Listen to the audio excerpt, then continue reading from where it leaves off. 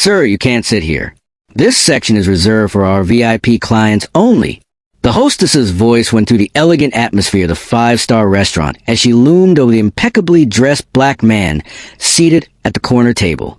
When 34-year-old David Thompson looked up from his phone to explain that he had a confirmed VIP reservation, her response was swift and humiliating. "I don't care what you think you booked online. People like you don't belong in this section. You need to move to the regular dining area immediately."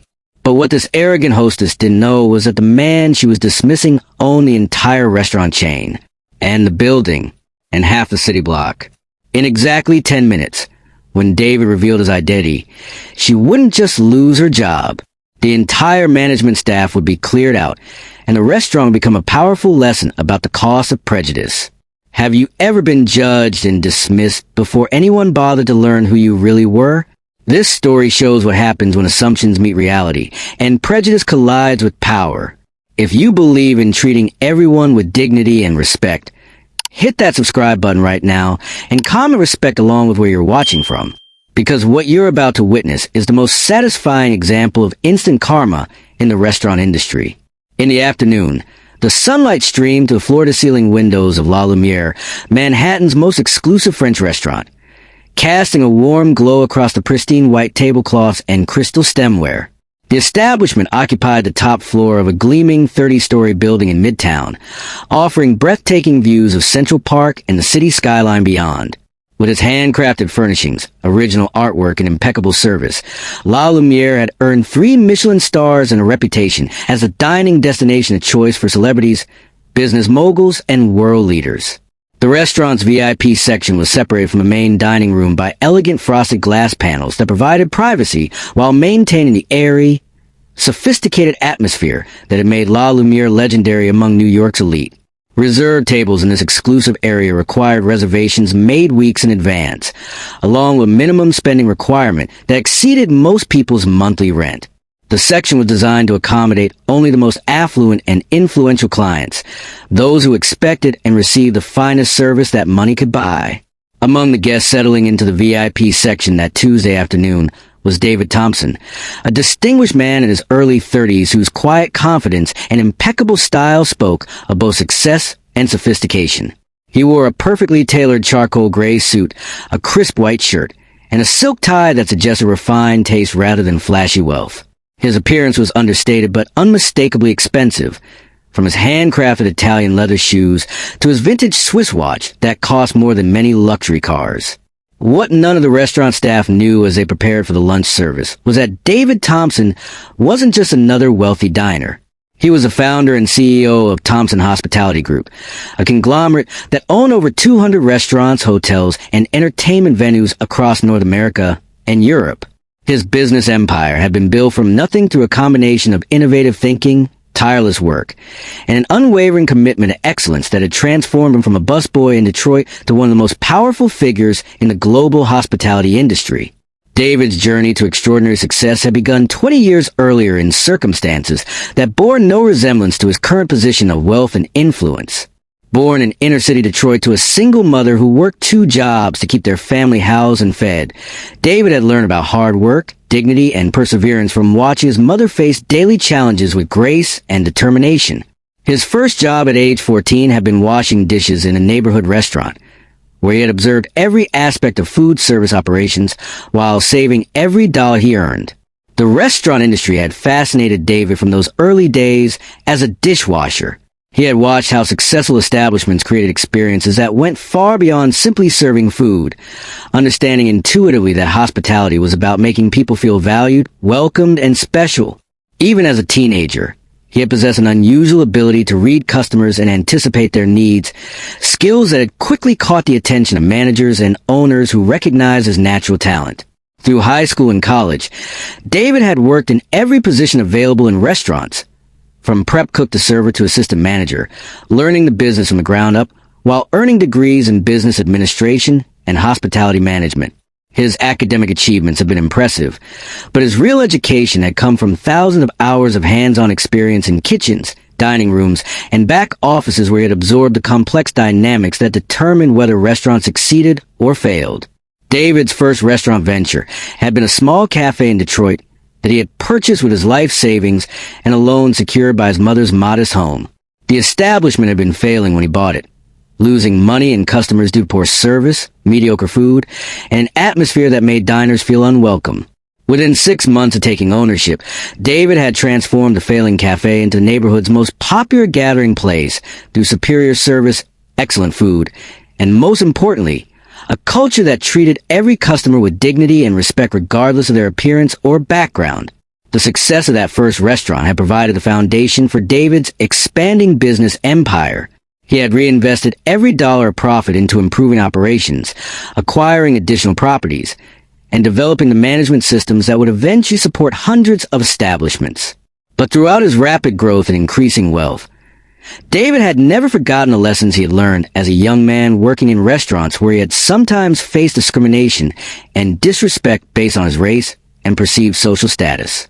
Thompson Hospitality Group had become legendary in the industry not just for its profitability, but for its commitment to inclusive service and employee development. David had implemented policies ensuring that all customers received identical treatment regardless of their appearance, implemented diversity training programs that were copied by competitors, and created advancement opportunities that had allowed hundreds of employees to build successful careers within his organization. La Lumière was actually one of David's own restaurants, though he maintained such a low public profile that most employees didn't recognize him on site.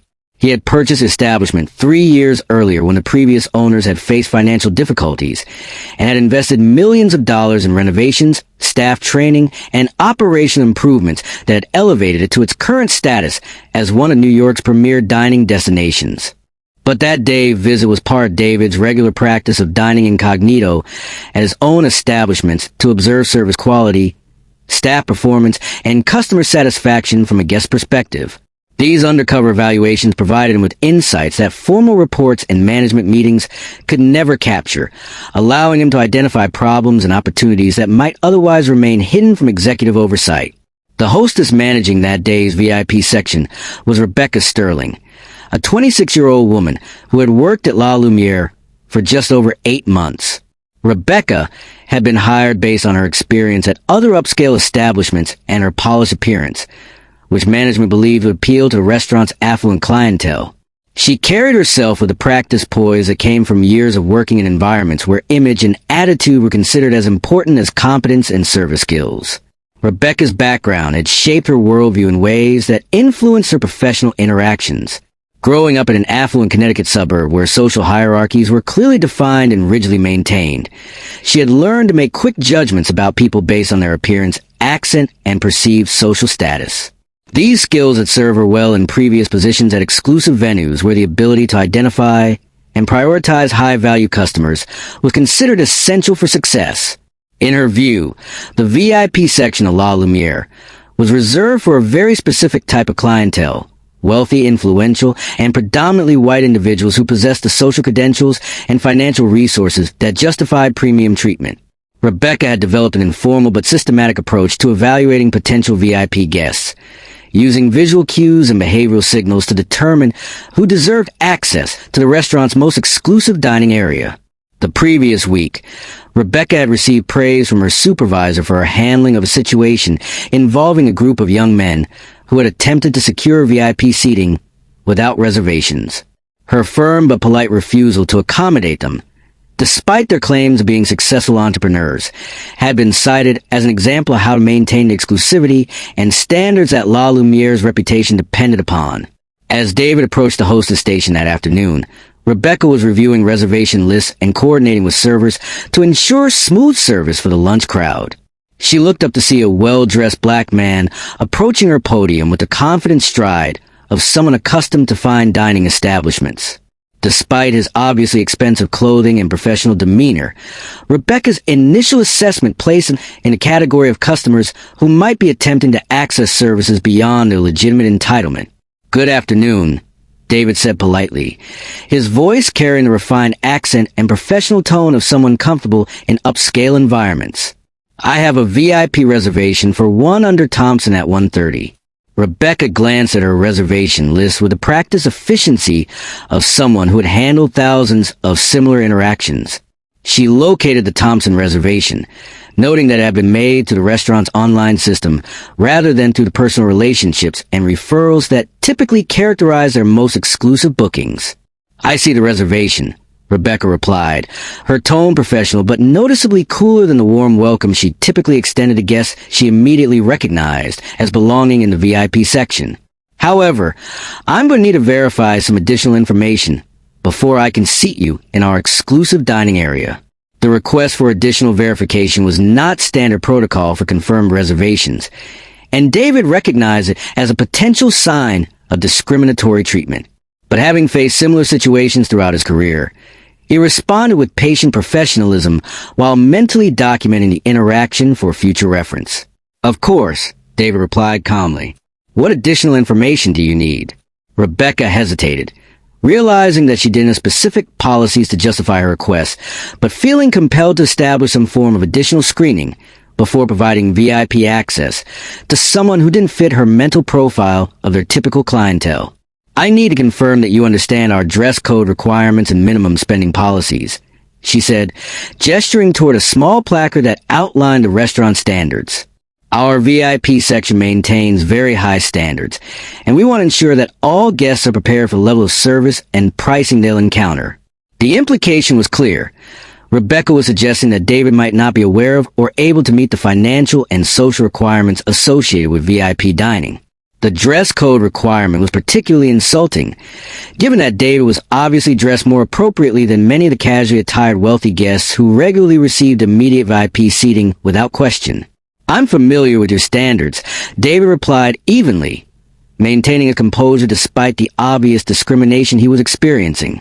"I dine at establishments like this regularly, and I'm prepared for both the service level and the pricing." Rebecca's discomfort was becoming more apparent as she struggled to find legitimate reasons to deny David access to the seating that his reservation clearly entitled him to. She glanced around the restaurant, looking for her supervisor or some other authority figure who might support her reluctance to seat David in the VIP section. "The problem is that our VIP section is really designed for our regular clients and special guests," she said, her professional mask beginning to slip as she revealed the discriminatory thinking behind her hesitation. "Perhaps you would be more comfortable in our main dining room, where the atmosphere might be more suitable for your needs." The suggestion that David would be more comfortable outside the VIP section was a coded way of saying that he didn't belong among the restaurant's most privileged guests. It was a kind of polite exclusion that affluent black professionals encountered regularly, designed to maintain segregation while avoiding explicitly racist language. David felt the familiar sting of discrimination, but his years of experience as a business owner had taught him to remain calm and document such incidents rather than react emotionally in ways that might be used to justify the mistreatment he was receiving. "I appreciate your concern for my comfort," David replied with measured politeness, "but I specifically requested VIP seating when I made this reservation. I have business to conduct that requires the privacy and service level that your exclusive section provides." Rebecca's anxiety was escalating as she realized that David wasn't going to be easily deterred or convinced to accept alternative seating. In her experience, most people who were subtly discouraged from VIP access would eventually back down rather than create a scene in an upscale establishment. "Sir, I need to be direct with you," Rebecca said, her voice taking on a more authoritative tone. "Our VIP section has very specific policies about who can be seated there. These policies are based on our need to maintain the exclusive atmosphere that our regular clients expect and deserve." The explanation was a thinly veiled way of saying that David didn't meet the racial and social criteria that Rebecca believed should govern VIP access. She was essentially arguing that excluding him was necessary to maintain the comfort and expectations of white customers who might be disturbed by his presence. "What specific policies are you referring to?"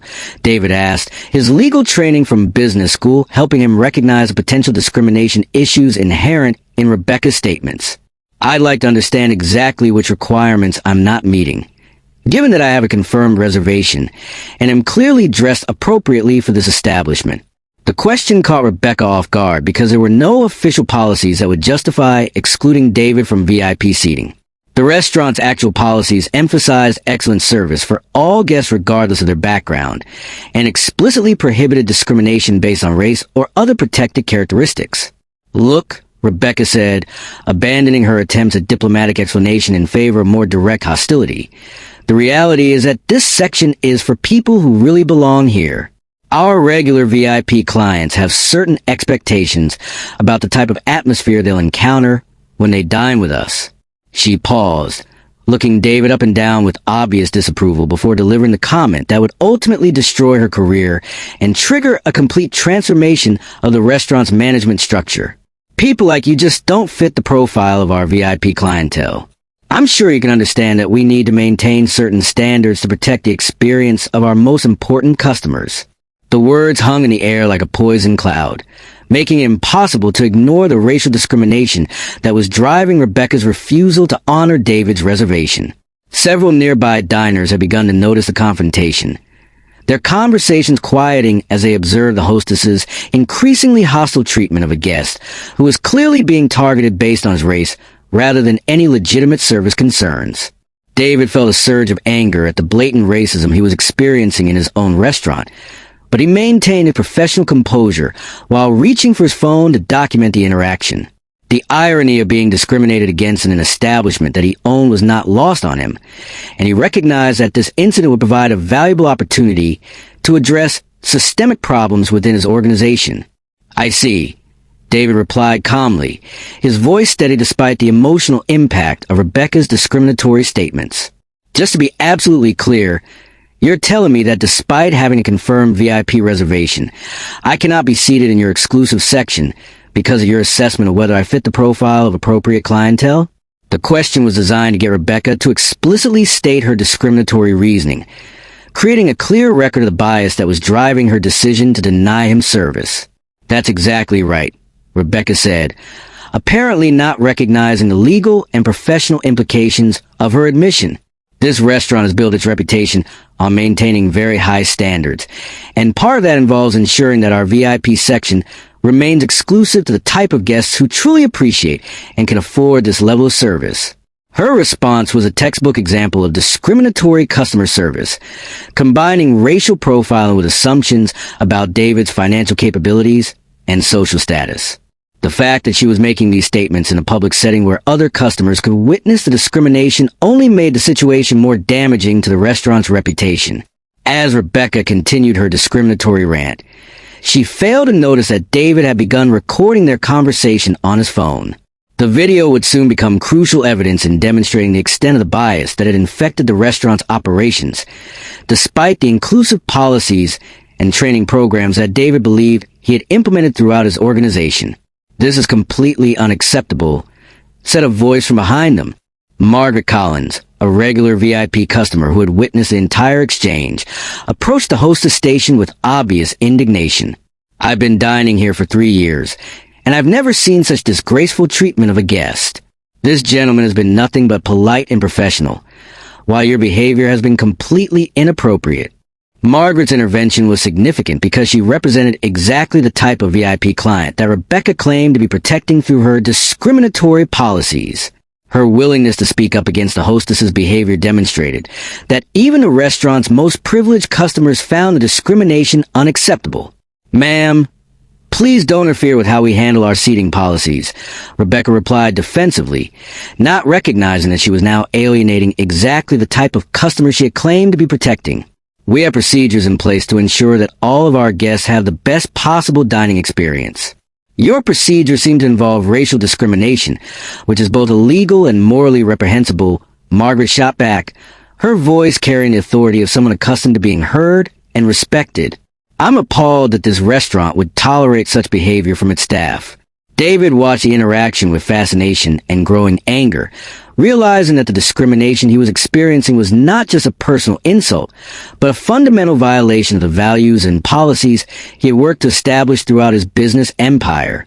The fact that this was happening in one of his own restaurants made the situation both more painful and more urgent to address. "I appreciate your support," David told Margaret, his voice carrying a quiet authority that made both women look at him more carefully. "However, I think this situation is about to resolve itself in ways that neither of you might expect. Before either woman could respond to David's cryptic comment, he placed another call on his phone, this time to someone who answered immediately despite the early afternoon timing. "James," David said into the phone, his voice calm but carrying an undertone that suggested significant developments were about to unfold. "I'm at La Lumière, and we have a serious problem that requires immediate attention. I need you and the entire senior management team here within the next 10 minutes. James Richardson, David's chief operating officer, immediately recognized a tone in his boss's voice that indicated a crisis requiring urgent response. Within minutes, he was coordinating with other executives to converge on the restaurant for what they understood would be a significant management intervention. Rebecca watched nervously as David continued his phone conversation, though she couldn't make out the details over the ambient noise of the restaurant. What she could observe was that this customer seemed to have immediate access to people who took his concerns seriously, which was beginning to make her question her initial assessment of his importance and influence. Meanwhile, David placed a second call to his legal team, instructing them to begin documenting the discrimination incident and preparing for potential legal action against the restaurant. The irony of threatening legal action against his own establishment wasn't lost on him, but he recognized that addressing discrimination required accountability at every level of his organization. The atmosphere in the restaurant began to shift as word of the confrontation spread among staff and guests. Other VIP customers were watching the interaction with growing interest, while restaurant employees nervously observed a situation that seemed to be escalating beyond normal customer service issues. 5 minutes later, the restaurant's front entrance opened to admit James Richardson and 3 other Thompson Hospitality Group executives, all looking serious and purposeful as they strode toward the hostess station where David was still standing. Their arrival immediately changed the dynamics of the situation, as Rebecca recognized that she was no longer dealing with a single dissatisfied customer, but with what appeared to be a coordinated response involving multiple individuals. Rebecca's supervisor, Anthony Martinez, emerged from the kitchen area where he had been overseeing lunch preparations, alerted by staff members who had noticed the unusual activity near the entrance. As the assistant general manager, Anthony was responsible for handling escalated customer service issues, though he had never encountered a situation quite like what was developing. Anthony approached the group with the practiced confidence of someone accustomed to resolving conflicts and maintaining order in a high-end dining establishment. However, as he got closer to the hostess station, he began to recognize the faces of the men who had just entered the restaurant, and his confidence quickly transformed into concern. "Mr. Thompson," Anthony said, his voice carrying a mixture of surprise and growing apprehension as he realized that the restaurant's owner was personally involved in whatever crisis was unfolding. "I wasn't expecting you today. Is there something I can help you with?" David turned to face Anthony with the calm expression of someone who had made important decisions and was now ready to implement them. "Actually, Anthony, there is something very important that needs to be addressed immediately. This situation involves systematic discrimination that appears to have infected our operations despite the policies and training programs we've implemented." Anthony's face went pale as he began to understand the implications of David's presence and the formal language he was using to describe the situation. The phrase systematic discrimination suggested problems that went far beyond a single customer service issue and could have serious legal and financial consequences for the restaurant and its management team. Rebecca finally began to grasp the magnitude of her mistake as she watched the interaction between David and Anthony. The customer she had dismissed and insulted wasn't just another wealthy diner. He was someone with significant influence and authority who was being treated with obvious deference by the restaurant's management. Before she could fully process what was happening, David addressed the entire group that had gathered around the hostess station, his voice carrying the unmistakable authority of ownership and executive decision-making. "Ladies and gentlemen," David announced, his words reaching everyone within hearing distance, "I want to make something absolutely clear. I am David Thompson, founder and CEO of Thompson Hospitality Group. I own this restaurant, this building, and most of the city block. What I've experienced here today represents a fundamental failure of the values and policies that are supposed to govern our operations." The revelation hit the restaurant like a thunderbolt. creating a moment of stunned silence as everyone processed the implications of what they had just heard. Rebecca's face drained of color as she realized that she had been discriminating against her own boss, while other staff members exchanged nervous glances as they wondered about the consequences of what they had witnessed. Margaret Collins, the VIP customer who had offended David, looked at him with new understanding and respect, recognizing that she had been witnessing something far more significant than a typical customer service dispute. David continued speaking, his voice remaining calm but carrying the weight of executive authority and moral conviction. The discrimination I've experienced today is not just personally offensive. It represents a systematic failure that requires immediate and comprehensive action, effective immediately. The entire management and front of house staff of this establishment is terminated. The words created a wave of shock and panic among the restaurant employees who had gathered to witness the confrontation. Rebecca began to speak, apparently hoping to offer some explanation or apology that might mitigate the consequences of her discriminatory behavior, but David held up his hand to silence her before she could begin. "There is nothing you can say that will change what happened here today," David told her firmly. "Your behavior was not just unprofessional. It was illegal, discriminatory, and completely contrary to everything this company stands for. You will be escorted from the premises immediately, and you will never work in any capacity for any Thompson Hospitality Group establishment again." The finality of his words left no room for argument or appeal. Rebecca's career in the hospitality industry was over, destroyed by 10 minutes of racist behavior that had revealed the depth of her prejudice and her fundamental unsuitability for customer service work. Anthony and the other managers watched in horror as they realized that their careers were also ending as a result of their failure to prevent and address the discriminatory culture that had allowed Rebecca's behavior to flourish. The systematic nature of David's response indicated that he viewed the discrimination as evidence of management failure rather than an isolated incident. James Richardson stepped forward to coordinate the immediate operational changes that would be required to keep the restaurant functioning, while new management was recruited and trained. As COO of Thompson Hospitality Group, he had experience managing crises, but the complete replacement of an entire restaurant's leadership team was unprecedented in the company's history. David's phone rang as word of the incident began to spread to the company's corporate communications network. His public relations team was already receiving calls from industry journalists who had somehow learned about the discrimination incident and the dramatic management changes that were being implemented in response. The story would become front-page news in hospitality industry publications and would spark broader conversations about discrimination in upscale dining establishments. The viral video of Rebecca's discriminatory behavior, combined with David's revelation of his identity and the subsequent mass terminations, would be viewed millions of times and would establish new standards for accountability in the restaurant industry. But for David, the most important outcome wasn't the media attention or the industry recognition for his principal response to discrimination. It was the opportunity to rebuild Lumière's culture from the ground up, ensuring that every employee understood and embodied the inclusive values that were supposed to define Thompson Hospitality Group's operations. The 10 minutes between Rebecca's discriminatory statements and David's revelation of his identity became legendary in business circles as an example of how quickly prejudice could destroy careers and how important it was for leaders to personally ensure that their organization's stated values were reflected in actual employee behavior.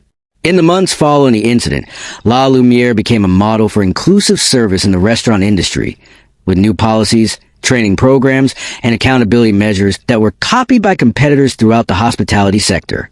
Rebecca's discriminatory behavior became a cautionary tale used in training programs across the industry, while David's response became a case study in principled leadership and corporate accountability. The revelation that David Thompson owned the restaurant sent shockwaves beyond just the immediate staff. Word spread quickly through the dining room as other customers began to realize they had witnessed something extraordinary. Several high-profile VIP guests, including 2 Fortune 500 CEOs and a prominent federal judge, approached David to express their disgust at Rebecca's behavior and their support for his decisive response to the discrimination. These were individuals whose opinions carried significant weight in both business and social circles, and their public support for David's actions would amplify the incident's impact far beyond the restaurant industry. Within hours, statements from these influential witnesses would be circulating on social media and in business publications, adding credibility and moral authority to David's stance against discrimination. Margaret Collins, the customer who had first spoken up in David's defense, requested a private moment with him as the situation began to wind down.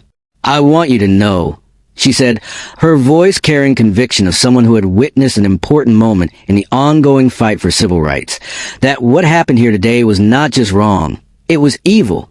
But your response has given me hope that change is possible when the right people are willing to act with courage and conviction." Margaret's words reflected the broader significance of the incident, which extended far beyond a single restaurant's employment decisions. The confrontation had become a symbolic moment that demonstrated how individual acts of discrimination could be met with swift, comprehensive accountability when witnessed by those with the power and moral conviction to act decisively. As the terminated employees were escorted from the premises by security personnel, the full scope of David's response began to become clear. This wasn't just about firing a discriminatory hostess. It was about completely transforming the culture and leadership of an establishment that had clearly failed to live up to the inclusive values that were supposed to define Thompson Hospitality Group's operations. James Richardson, David's chief operating officer, had spent the past 30 minutes coordinating with human resources, legal, and operations teams to ensure that La Lumière could continue functioning despite the complete replacement of its management structure. Emergency managers from other Thompson properties were already en route to take temporary control of operations, while recruitment specialists began identifying candidates for permanent replacement positions. The logistical challenges of replacing an entire restaurant's leadership team were enormous, but David's company had protocols in place for crisis management that could be adapted to handle even this unprecedented situation. The fact that Thompson Hospitality Group could respond so quickly and comprehensively demonstrated the strength of the organizational systems that David had built over 2 decades of business development. Rebecca Sterling's exit from the restaurant was captured by numerous phones and cameras, creating viral footage that would be viewed millions of times within hours of being posted to social media platforms. Her face, already twisted with anger and humiliation, would become synonymous with workplace discrimination and the consequences of racist behavior in customer service settings. The video showed Rebecca arguing with security officers, demanding to speak with someone in authority who could reverse David's termination decision, and finally being physically escorted from the building while other staff members watched in stunned silence. The footage was devastating to her reputation and would make her unemployable in any customer-facing role for the foreseeable future. Anthony Martinez, the assistant general manager who had supervised Rebecca and failed to prevent or address her discriminatory behavior, faced his own moment of reckoning as he cleared out his office under the watchful eyes of security personnel. His 8 years of service at La Lumière had been marked by steady advancement and generally positive performance reviews, but his failure to create and maintain an inclusive culture had ultimately made him complicit in the discrimination that David had experienced. As Anthony packed his personal belongings, he reflected on the warning signs he had ignored and the complaints he had dismissed over the months leading up to this catastrophic incident. There had been subtle indicators that some staff members harbored prejudiced attitudes, but he had chosen to focus on operational efficiency and financial performance rather than addressing cultural issues that seemed abstract or manageable through gradual change. The head chef, Marie Dubois, watched the termination proceedings with a mixture of shock and relief. As one of the few staff members who would be retained during the management transition, she had observed the discriminatory patterns that infected the front-of-house operations, but had felt powerless to address them from her position in the kitchen. Maria had witnessed Rebecca's hostile treatment of minority customers on multiple occasions, but had been told by management that seating policies were not her concern. Now, as she prepared to work with an entirely new management team, Marie felt optimistic about the changes that David's intervention would bring to La Lumière's operations. She had always believed that great restaurants succeed by making every guest feel welcomed and valued, and she looked forward to working in an environment where those values would be actively promoted and enforced. The sommelier, Charles Wu, had similarly observed the discriminatory patterns from his position overseeing the restaurant's wine service. He had noticed that certain customers received more attentive service and better recommendations based on the staff's assumptions about their sophistication and spending capacity, rather than their actual knowledge or interest in wine. Charles had attempted to address these issues informally, but had been rebuffed by management, who seemed more concerned with maintaining perceived exclusivity than ensuring equitable treatment. As word of the incident spread beyond the restaurant, David's phone began ringing with calls from industry colleagues, civil rights organizations, and media outlets seeking comment on the situation. The story was already being covered by business news networks and hospitality industry publications, with many observers praising David's swift and decisive response to discrimination he had witnessed. The broader hospitality industry was watching the situation closely, recognizing that David's actions could set new standards for how companies address discrimination and create accountability for biased behavior. Several major restaurant chains had already announced plans to review their own policies and training programs in light of the Lumière incident, understanding that customers and employees would increasingly expect zero tolerance for discriminatory practices. Civil rights organizations were also taking notice of the incident, with several prominent leaders issuing statements praising David's response while calling for similar accountability measures throughout the service industry. The NAACP, the National Urban League, and other advocacy groups recognized that David's actions had created a powerful precedent that could be used to push for broader changes in how businesses address discrimination and bias. Within the restaurant industry specifically, the incident was generating intense discussion about the challenges of maintaining inclusive cultures in establishments that traditionally catered to predominantly white, affluent clientele. Many industry leaders were forced to confront uncomfortable questions about their own operations and the extent to which discriminatory attitudes might be influencing customer service decisions. David's response to the crisis also highlighted the importance of leadership accountability in creating and maintaining organizational cultures that reflected stated values and policies. His willingness to take personal responsibility for the failures within his organization, even when he had been a victim of discrimination, demonstrated the kind of moral courage that many observers found inspiring and instructive. The financial implications of David's decision were also significant and immediate. Lumière would lose substantial revenue during the transition period, and the cost of recruiting and training an entirely new management team would run into hundreds of thousands of dollars. But David's long-term perspective recognized that the cost of tolerating discrimination would ultimately be far greater than the expense of creating genuine cultural change. The incident was already affecting Thompson Hospitality Group's stock price, though the direction of the impact was still unclear. Some investors were concerned about the potential legal and financial consequences of the discrimination incident, while others were buying shares based on their confidence that David's principal response would strengthen the company's long-term competitive position. As the immediate crisis management continued, David began planning the comprehensive reforms that would be implemented not just at Lumière, but throughout Thompson Hospitality Group's entire portfolio of properties. The discrimination he had experienced had revealed systemic problems that required systematic solutions, and he was determined to use this incident as a catalyst for meaningful change across his entire business empire. The new policies would include anonymous reporting systems for discrimination complaints, mandatory bias training for all customer-facing employees, regular undercover evaluations by diverse teams of assessors, and financial incentives for managers who demonstrated measurable improvements in inclusive service delivery. These changes would be expensive and logistically challenging to implement, but David viewed them as essential investments in his company's future success and moral integrity. The legal team was also preparing for potential litigation related to the incident, though David hoped that his proactive response would minimize the likelihood of prolonged legal proceedings. The clear documentation of Rebecca's discriminatory behavior, combined with the swift and comprehensive consequences that had been imposed, would likely strengthen Thompson Hospitality Group's position in any legal challenges that might arise. Margaret Collins, the customer who had witnessed the entire incident, had already volunteered to serve as a character witness for David and provide testimony about Rebecca's discriminatory behavior if legal proceedings became necessary. Her status as a prominent member of New York's social and business community would lend significant credibility to any legal case, while her willingness to publicly support David's response demonstrated the broad-based support that principled stands against discrimination could generate. The media coverage of the incident was expanding rapidly, with major television networks and national newspapers beginning to pick up the story.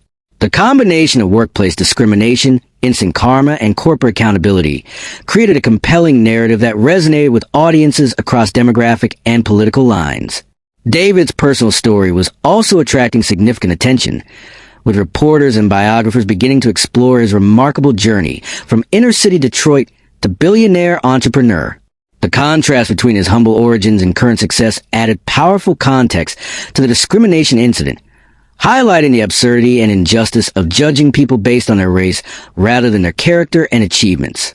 The restaurant industry trade publications were covering the story extensively, with many using it as an opportunity to examine broader patterns of discrimination and exclusion that had historically characterized upscale dining establishments. The incident was forcing uncomfortable conversations about the extent to which fine dining had been shaped by exclusionary practices that prioritize certain demographics over others, often under the guise of maintaining sophistication or exclusivity. Restaurant Business Magazine published a comprehensive analysis of the incident within hours, examining how discriminatory practices could undermine both moral principles and business performance. The article highlighted research showing that restaurants with inclusive service practices consistently outperformed those that maintained exclusionary cultures, both in terms of customer satisfaction and financial results. The National Restaurant Association issued a statement condemning discrimination in all forms while calling for industry-wide adoption of the training and accountability measures that David was implementing throughout his organization. The trade association recognized that the La Lumière incident could become a watershed moment that fundamentally changed how the hospitality industry addressed issues of bias and inclusion. Social media was exploding with reactions to the incident, with hashtags like 𝗧𝗵𝗲 and Thompson Accountability trending across multiple platforms. The viral videos of Rebecca's discriminatory behavior and subsequent termination were being shared millions of times, accompanied by commentary from civil rights advocates, business leaders, and ordinary citizens who had experienced similar discrimination in service settings. The response on Twitter was particularly intense, with verified accounts from celebrities, politicians, and business figures praising David's decisive action while sharing their own experiences with discrimination in restaurants and other service establishments. The conversation was generating broader awareness of how pervasive such treatment remained, even in supposedly progressive urban centers like New York City. LinkedIn was seeing extensive discussion among hospitality professionals, with many sharing the incident as an example of how leadership accountability could create meaningful change in organizational culture. Business school professors were already incorporating the case into their curricula as a real-time example of crisis management, ethical leadership, and a business case for inclusive practices. David's alma mater, the University of Michigan Business School, issued a statement highlighting their graduates' principled response to discrimination while announcing a new scholarship program for underrepresented students pursuing careers in hospitality management. The scholarship will be funded in part by David's personal contribution, demonstrating his commitment to creating systemic change that extended beyond his own business operations. As the afternoon progressed, David received calls from several prominent civil rights leaders, including representatives from the NAACP Legal Defense Fund and the Southern Poverty Law Center, who offered their support for his actions and their assistance in ensuring that the incident led to broader industry reforms rather than remaining an isolated example of individual accountability. These organizations recognized that David's response had created a powerful precedent that could be leveraged to push for similar accountability measures throughout the service industry. The clear documentation of discriminatory behavior, combined with swift and comprehensive consequences, provided a template that could be used to advocate for change in other contexts where discrimination remained prevalent. The legal implications of the incident were also becoming clearer as attorneys specializing in civil rights law began analyzing the situation. While Rebecca's discriminatory behavior was clearly illegal under federal and state anti-discrimination statutes, David's position as the owner of the restaurant complicated potential litigation strategies. However, legal experts noted that David's swift and comprehensive response to the discrimination, combined with his implementation of systematic reforms, would likely be viewed favorably by courts and regulatory agencies. His actions demonstrated a commitment to addressing discrimination that went far beyond the minimum legal requirements, potentially setting new standards for corporate accountability in discrimination cases. The financial markets were also responding to the incident, with Thompson Hospitality Group's stock price experiencing significant volatility as investors tried to assess the long-term implications of the situation. Some analysts were concerned about potential legal costs and the expense of implementing comprehensive reforms across hundreds of properties, while others viewed the incident as evidence of strong leadership that would ultimately strengthen the company's competitive position. Institutional investors were particularly interested in David's response, recognizing that his principled stance against discrimination reflected the kind of environmental, social, and governance ESG leadership that was becoming increasingly important to investment decisions. Several major pension funds and socially responsible investment firms issued statements praising David's actions while indicating their intention to increase their holdings in Thompson Hospitality Group. The hospitality industry's labor unions were also weighing in on the incident, with several major organizations praising David's decision to terminate discriminatory employees while calling for industry-wide adoption of the training and accountability measures he was implementing. Union leaders recognized that discrimination affected workers as well as customers, and that creating inclusive workplace cultures would benefit all stakeholders. The Service Employees International Union, SEIU, issued a particularly strong statement supporting David's actions while announcing their intention to work with Thompson Hospitality Group to develop model policies that could be adopted throughout the industry. The union support was significant because it demonstrated that accountability for discrimination could unite rather than divide different stakeholders within the hospitality sector. As evening approached, David finally had an opportunity to reflect on the day's events and their broader implications for his business and the industry as a whole. The discrimination he had experienced at La Lumière had been personally painful and professionally embarrassing, but it also provided an opportunity to demonstrate the kind of leadership that he believed was necessary to create meaningful change. The incident had forced him to confront uncomfortable questions about the effectiveness of the policies and training programs he had implemented throughout his organization.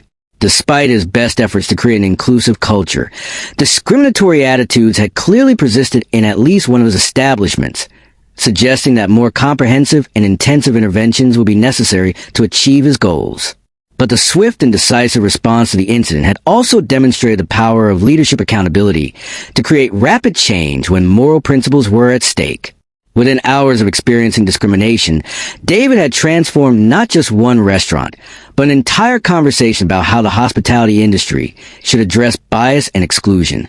The media coverage continued to expand throughout the evening, with major television networks dedicating significant airtime to the story during their primetime news broadcasts. CNN, MSNBC, and Fox News all covered the incident extensively, though with different emphases that reflected their diverse audience perspectives. CNN focused primarily on the civil rights implications of the incident, interviewing legal experts and advocacy leaders who placed David's response in the broader context of ongoing struggles for equality in American society. The network's coverage emphasized the historic significance of seeing swift accountability for discrimination, particularly in an industry where such behavior had often been tolerated or ignored. MSNBC took a similar approach while also examining the business implications of David's response, featuring interviews with hospitality industry analysts who discussed how inclusive practices could drive financial performance.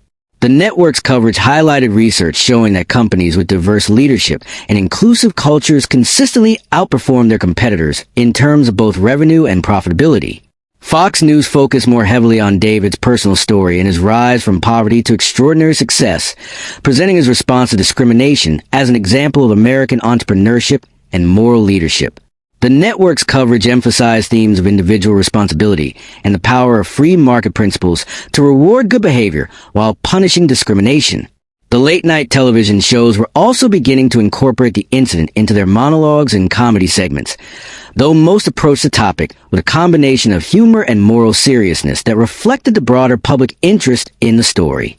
Several comedians noted the irony of someone being discriminated against in their own restaurant, while also praising David's decisive response to the situation.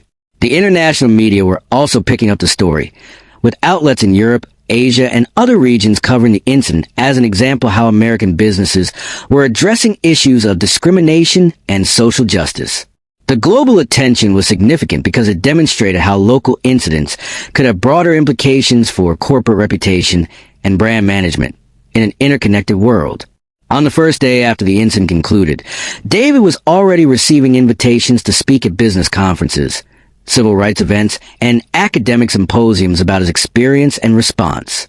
Organizations ranging from Harvard Business School to the National Urban League were interested in having him share a perspective on leadership, accountability, and the business case for inclusive practices. The incident was also generating interest from documentary filmmakers and book publishers who recognized the broader significance of David's story and its implications for American society. Several production companies had already reached out about potential projects that would examine not just the Lumière incident, but David's entire journey from inner-city Detroit to billionaire entrepreneur and civil rights advocate. The transformation at Lumière itself was proceeding rapidly, with emergency management teams working around the clock to maintain operations while implementing the comprehensive reforms that David had mandated. New policies were being developed, training programs were being designed, and recruitment efforts were underway to identify management candidates who shared David's commitment to inclusive service. The restaurant's existing kitchen staff, led by Chef Marie Dubois, was working closely with the temporary management team to ensure that service quality remained high during the transition period.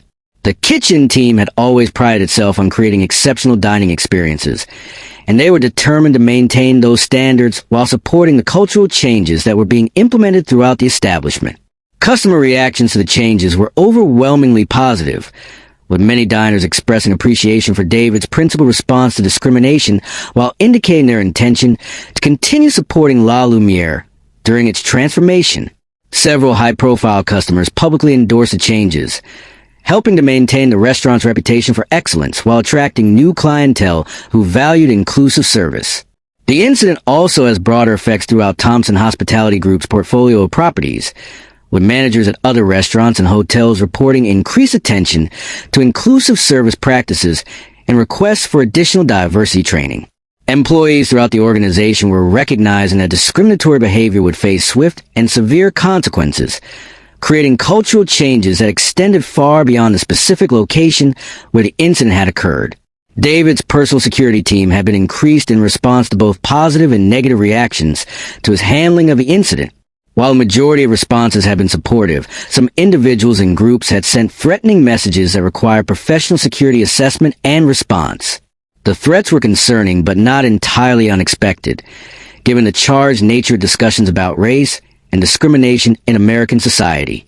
David's security advisors were taking all potential risks seriously, while ensuring that he could continue his business activities and public appearances without unnecessary restrictions. The psychological impact of the incident on David himself was complex and evolving. As someone who had experienced discrimination throughout his life, the Lumière incident was both familiar and shocking. Familiar because he had faced similar treatment before, but shocking because it had occurred in his own restaurant despite his efforts to create an inclusive culture. The experience had reinforced his commitment to fighting discrimination, while also highlighting the persistent nature of bias and the constant vigilance required to address it effectively. David recognized that the work of creating truly inclusive organizations was ongoing and required sustained effort rather than one-time interventions.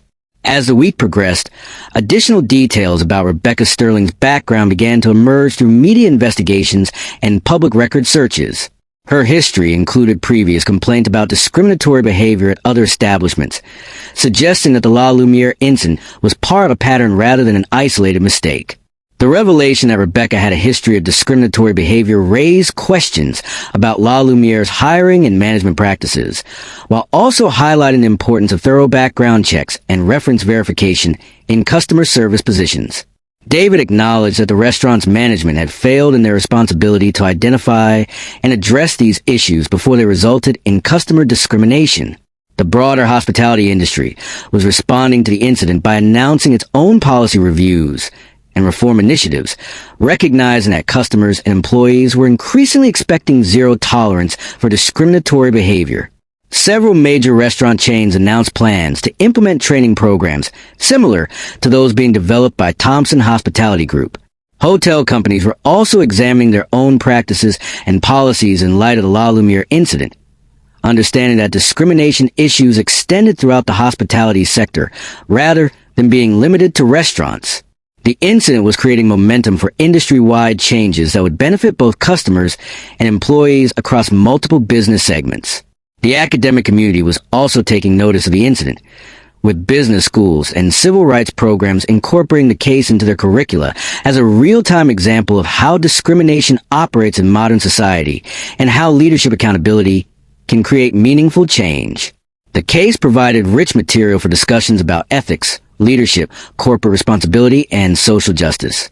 Several universities announced plans for symposiums and conferences focused on the incident and its broader implications, recognizing that David's response had created a teachable moment that could benefit students across multiple disciplines.